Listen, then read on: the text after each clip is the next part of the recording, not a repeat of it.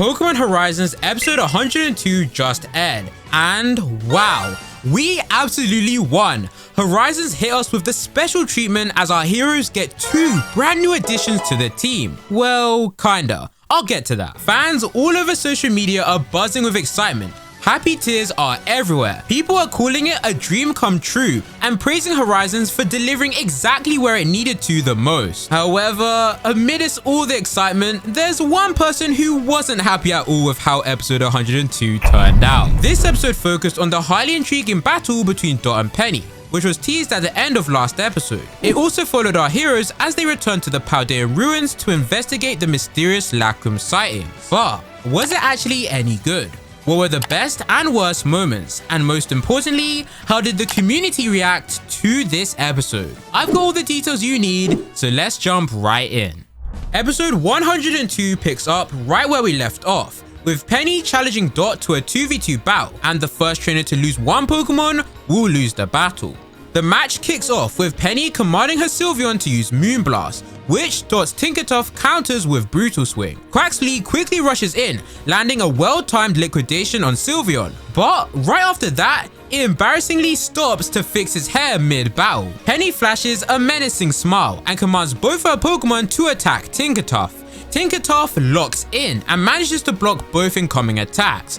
While she's fighting for her life, Quaxly is still busy checking himself out and doing his hair. Like, bro, are we not in the middle of a battle right now? Dot is completely confused. Then Sylveon gives Quaxly a charming gesture and suddenly he's totally infatuated. Dot quickly realizes that Quaxly has been immobilized by love by Sylveon's ability, Cute Charm. Penny smirks as Dot has finally caught on. Trying to salvage the battle, Dot commands Quaxly to focus on Flareon instead. But Sylveon blocks the way and Quaxly once again hesitates, falling back under its love-struck daze. Tinkertuff starts crashing out, and rightly so, but Dot comes up with a clever plan. She tells Tinkertuff to attack Quaxly directly, snapping him out of his infatuation. W Dot, what a clever strategy. Even Penny was caught right off guard. With Quaxly back in the fight, Dot decides it's time to get serious and terrestrializes Quaxly into the water-type Terra. Penny, not one to back down, follows suit and terrestrializes her Sylveon into the fairy Terra type. Wow, and can I say how gorgeous her Terra animation was? Even Nemona's was goated too. Penny commands Sylveon to launch a Moon Blast. As it fires, Quaxly spins Tinkertuff into the air to dodge, but takes a major hit from the attack in the process. Now that Tinkertuff is free though, Dot calls for a slam on the ground, shaking the battlefield and throwing everyone off balance, spotting the perfect opening for Quaxly, who goes in for a liquidation. But instead of targeting Flareon, it hits Sylveon again. Bro, why did it not attack Flareon? Sylveon tanks the hit and Penny quickly follows up. She commands Flareon to use Swift, and it connects, taking Quaxly down, meaning Penny is the winner of the battle. I don't want to go on a rant, but bro, what did we just watch? Dot practically threw the battle hit. Yes, the Cute Charm ability was a very smart play from Penny. However, Dot did catch on and broke out of the infatuation and had a perfect opportunity at the end to take Flareon down, a fire type, with the use of Quaxly using a water type move. But instead, she went for Sylveon, where the attack would only deal neutral damage. Remember, to win this match, you only need to take down one of the opponent's Pokemon first, not all of the Pokemon. So this decision made no sense from Dot. It's completely out of character for her. Dot is literally the smartest of the 4, calm, collected, and strategic. She's the one who figured out how to beat the Explorer's Lacrum boosted Taurus back in episode 100. Her battle IQ has always been sharp. So for her to ignore the clearly better play here, it honestly feels like the writers forced her to lose. The truth is, there was no reason to make her lose here. Dot thanks her Pokemon for fighting so hard, and she also thanks Penny for a great battle. Penny returns the sentiment and both part on good terms. Nemona and Roy are hyped after watching the battle. They're eager to get into the action themselves, although he's speechless. Bro is all of us, just stunned by what we just witnessed. But instead of reacting, he challenges Dot to a battle, only for the school bell to ring. It's time for class and Alt's shot of glory is postponed. Poor guy, man. Maybe next time. Nomona, Dendra, and Penny say goodbye to our heroes who return to the Brave Asagi ship. The Rise and Fall tacklers regroup to analyze the Paldeum Lacuum sightings that Penny compiled in episode 101. Dot studies the data. So this is the most recent sighting info, huh? Roy chimes in, recognizing the location. Hey, wasn't this the place we explored with Miss Ryfort before? Dot replies, ruins, huh? It's only within walking distance. Let's start our investigation there. Murdoch promises a picnic lunch while Ola and Molly prep them for their departure and remind everyone not to overdo it. With that, the gang sets off. At the ruins, the same ones they visited back in episode 57, Dot suggests that the team should split up to cover more ground. From the shadows though, a familiar chest watches with a gleam in its eye. A certain Pokemon is keeping an eye on them. While searching, Liko encounters someone with a capsicid on their shoulder. The stranger introduces themselves as Karato and explains that their partner Scovillain has gone missing. Liko hasn't seen it, but promises to let them know if she does. They part ways. Roy calls Liko to regroup for lunch and the team makes sandwiches, just like in the Scarlet and Violet picnic mode. Might I just say, those sandwiches looked incredible.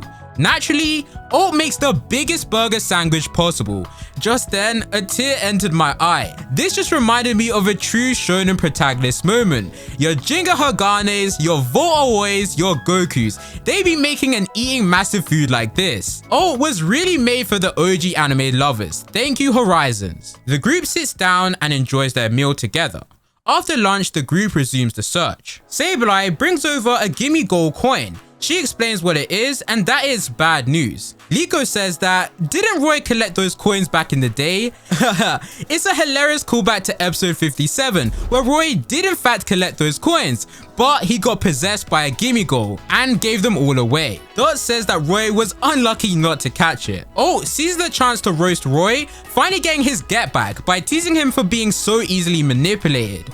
Roy embarrassingly laughs it off. Meanwhile, the same chest from earlier watches again. It's revealed to be the exact same gimme goal from episode 57, and it chuckles mischievously. One by one by one, everyone finds a coin and gets super excited. Alt, however, doesn't understand what all the fuss is about until he finds a coin and gets super excited. Yeah man, it's cooked. While the rest are distracted, Liko notices that Terapagos is entering a crack in the ruins. Inside, it reunites with an old friend, Charcadet, whom it first met in episode 57.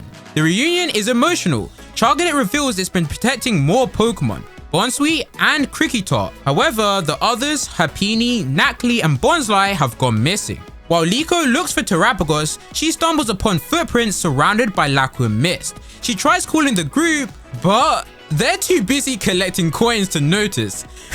It's especially funny seeing Dot so happy and outgoing and Cap searching around, especially back in episode 57, it was him and Freed who suspected Roy had been possessed. And now he's the one who ends up getting possessed. Suddenly, Charcadet's friends are attacked by none other than Scovillain, now corrupted by the Lacuum mist. Yes, this is the same Scovillain that Karato was looking for. Liko and Meowscarada jump into battle, while Hatchrim heals the injured Pokemon. Meowscarada holds its own, but struggles with Scovillain's fire attacks. Just as Happiny is about to be hit, Liko throws herself in to protect it. But just in time, the star of the show arrives, Charcadet, riding on Terapagos like a true knight. Charcadet blocks the flamethrower, and although it struggles, it absorbs the attack using its flash fire ability, powering up its fire type moves. Then it unleashes what only can be described as a gigantic spirit bomb like ember, knocking Scovillain down. Liko has Terapagos use its power to absorb the Lacuum mist,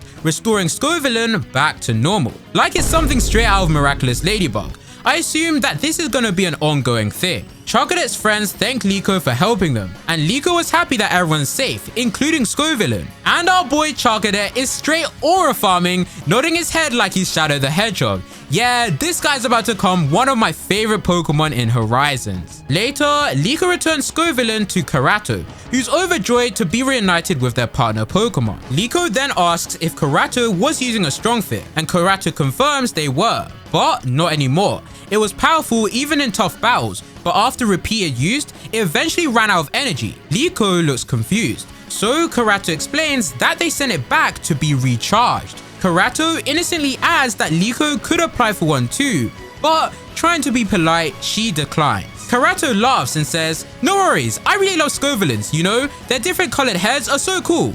Liko simply replies that she would love to see them, but maybe another time, and quickly moves along. And now, we arrive at the biggest moment of episode 102. Oh boy, Liko rushes over to thank Charcadet and his friends for saving her. Terapagos agrees, saying it was awesome, and Charcadet casually responds like, "Yeah, I was awesome.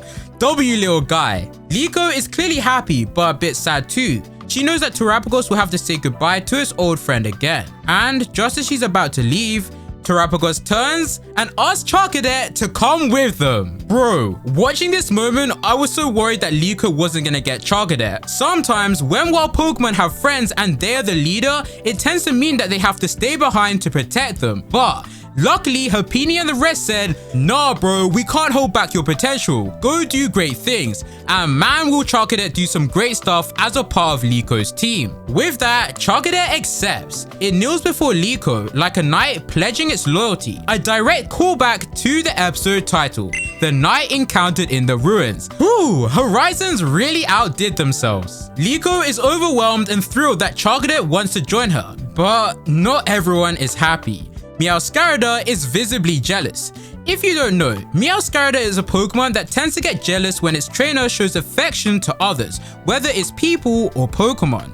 So, seeing Liko catch a new Pokemon and Meowscarada act like, "Whatever, I'm not jealous," was both funny and really cute. It's a great little detail that Horizons added. Liko brings out a Pokeball, Charcadet taps it, and let's flipping go! Liko officially catches Charcadet. This is a moment that fans have been hoping for ever since episode 57, and Horizons delivered. Terapagos is reunited with his old friend, and Liko gains a powerful new partner. Man, it doesn't get better than this. Honestly, it's hard to believe, but Liko really has a Charcadet now. Armarouge evolution when?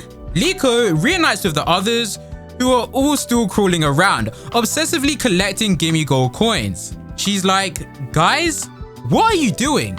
They all turn and proudly show off a huge pile of coins, dumping them into Gimme Gold's chest. Liko deadpans, "You're all being possessed by Gimme Gold again." And sure enough, Gimme Gold lets out a mischievous laugh before bolting. Everyone quickly realizes and Roy's defeated and groans, "Oh man, not again." We were all hoping that Roy would finally catch Gimme Gold in this episode. It felt like the perfect time, but I guess not. Roy and Gimme Gold are truly the Ash and Dunsparce of Horizons, that one Pokemon that he just can't seem to catch. But back on the Bravasagi ship, Liko reports on everything that happened with Scovillain. The gang came to the conclusion that the Strong Fizz was the cause of the problem. The trainer had used it so many times that their Scovillain eventually ran off, likely because it started to resent them. This led the group to believe that the overusing of the Strong Fizz can damage the bond between a trainer and their Pokemon. There's further evidence of this when the tourists refused to follow the commands during the battle with the explorers, hinting that other Pokemon across Paldea may be facing the same issue. It's a major breakthrough, but just as things are about to get serious, Dot gets a sudden call. It's Iono, announcing that she and Dot will be doing a massive fan collab event in Levincia City. Dot is completely caught off guard. She didn't agree to this, but flustered as she is, she accepts. Meanwhile, Liko is absolutely over the moon. As a huge fan of Nidothing, she's about to get to see her favorite streamer perform live. The episode wraps up with one final surprise. Well, remember what I said at the beginning about the two additions earlier? The scene cuts to beneath the Bravasagi ship, and there's a chest all the way in the back. Yes sir, it's Gimme Gold. It has officially snuck on board the Bravasagi ship. In my last video, I boldly predicted that Liko and Roy would both catch Charcadet and Gimme Gold. And while Liko did make that happen, Roy didn't catch Gimme Gold yet. I'll be honest, I was absolutely shaking in my boots thinking that this was the end of the Gimme Gold dream. But Horizon saw the fear. They knew. They gave us hope. Not only is Gimme Gold still here, but it's literally on the ship with them now. Literally, if this doesn't confirm that Roy will catch Gimme Gold in the future, I don't know what does. They even referenced earlier that Roy's been trying to catch this Pokemon ever since episode 57. And again, at the end of this episode, he literally was so annoyed that he failed again. Gimme also could have vanished like last time, but no, it chose to stay. It chose to secretly get on board the ship. All the signs are there. It's only a matter of time. Roy will catch Gimme, and when it does, man, it's gonna be so peak. Episode 102. Woo! What a rollercoaster events this was. But was it actually any good? This episode, I won, you won, we all won. Horizons truly cooked. It was a 10 out of 10 episode for sure. In my opinion, the best moment of the episode was definitely Liko catching Charcadet.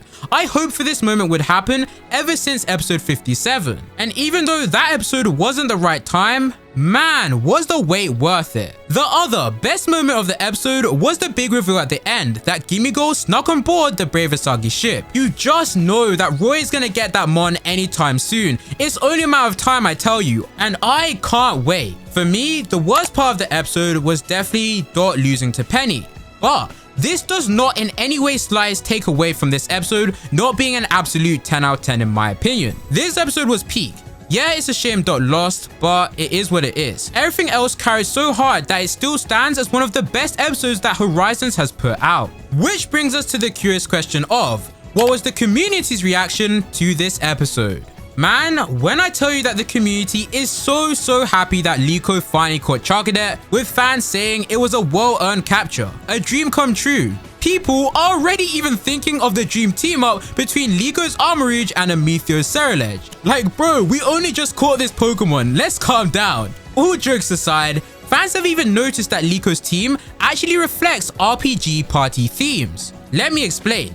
A Rouge, which is Meowscarada, a Mage / Healer, which is Hatcham, a Knight, which is Charcadet, and 100% later Armorage. And at last, the cute mascot, which is Terrapagos. This is so cool and something even I didn't notice. But yeah, everyone agrees that Horizons cooked and we ate today. Let me remind all of you that Horizons will now be going on a break and will return to air with episode 103 on July 18th. But I want to hear from you. Let me know your thoughts on episode 102. Did you enjoy it or dislike it? What are your thoughts on Dot versus Penny and Liko finally catching Charcadet? Thanks for watching, and if you enjoyed, be sure to like and subscribe for more Horizons videos like this one. I'll see you in the next one. Take care.